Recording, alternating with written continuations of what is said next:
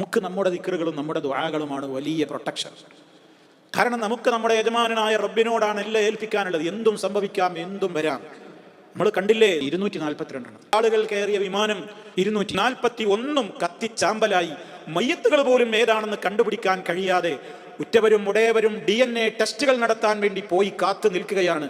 ഇതെന്റെ ബ്രദറാണോ ഈ കിടക്കുന്നത്, എൻ്റെ ചോരയാണോ എന്നറിയാൻ DNA ടെസ്റ്റിന് വേണ്ടി നാട്ടിൽ നിന്ന് ബന്ധുക്കൾ കയറിയാണ് അഹമ്മദാബാദിൽ വിമാനാപകടം നടന്നിടത്തേക്ക്. നമ്മൾ ചിന്തിക്കുന്നുണ്ടോ? അവരാ യാത്ര പോകുന്നതിൻ്റെ മുമ്പ് അവരുടെ ഉല്ലാസവും ഉത്സാഹവും എയർപോർട്ടിൽ നിന്ന് അവരവരുടെ കുടുംബത്തോട് കാണിക്കുന്ന അവരുടെ യാത്ര പറയലുകളും ഇതാ എത്തിക്കഴിഞ്ഞു പറയലും, അവരുടെ സെൽഫി എടുക്കലുകളും ആനന്ദങ്ങളും ഫ്ലൈറ്റിനകത്തുള്ള കാര്യങ്ങളും എന്തെല്ലാം നൊടിയിട കൊണ്ടെല്ലാം നഷ്ടപ്പെട്ടില്ലേ? നമ്മളൊക്കെ യാത്ര ചെയ്യുന്നവരാണ്. അള്ളാഹു കാത്ത് രക്ഷിക്കുമാറാകട്ടെ.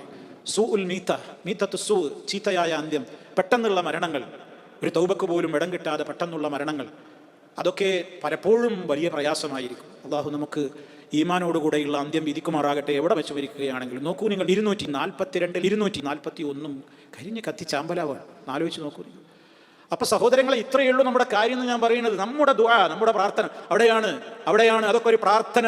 ആ നമ്മൾ ഫ്ലൈറ്റിൽ അതിങ്ങനെ നീങ്ങിത്തോടെ കയറുമ്പോൾ തന്നെ നമ്മൾ കയറി ഇരിക്കുമ്പോൾ തന്നെ കാല് വെക്കുമ്പോൾ തന്നെ ബിസ്മി ചൊല്ലി കയറി സീറ്റിലിരുന്നു. നമ്മൾ അള്ളാഹിനെ സ്തുതിച്ചു, തക്ബീർ ചൊല്ലി, സുബ്ഹാനല്ലദീ സഖറലന പറഞ്ഞു, അല്ലാഹുമ്മ ഇന്നാ നസ്അലുക ഫീ ഹാദാ സഫരി അൽ ബിർറ വത്തഖ്വ എന്നിങ്ങനെയൊക്കെ ഒരുപാട് കാര്യങ്ങൾ നമ്മളെ കൊണ്ട് പറയിപ്പിക്കുന്നുണ്ട്. പിന്നെ വരുന്നതെന്തും വരട്ടെ. നമ്മളെന്ത് പ്രൊട്ടക്ഷൻ എടുത്തിട്ടെന്താ? അള്ളാഹുവിൻ്റെ തീരുമാനം അതാണെങ്കിൽ അത് നടക്കും.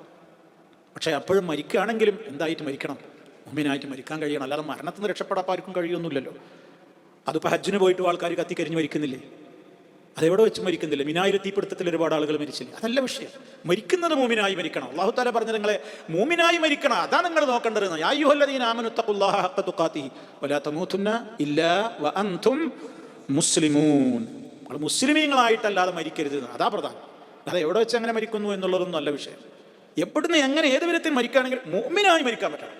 അത് നമ്മളെ പ്രാർത്ഥനയിൽ എപ്പോഴും ഉണ്ടാവണം. അതുകൊണ്ടാണ് യൂസുഫ് നബിക്ക് വരെ അത് ബേജാറായത്.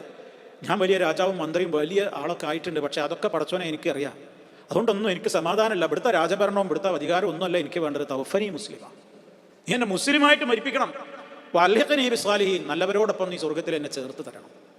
ആരാ പ്രാർത്ഥിക്കുന്നത്? യൂസുഫ് നബി അലൈഹിസ്സലാം. സ്വർഗ്ഗം ഉറപ്പല്ലേ?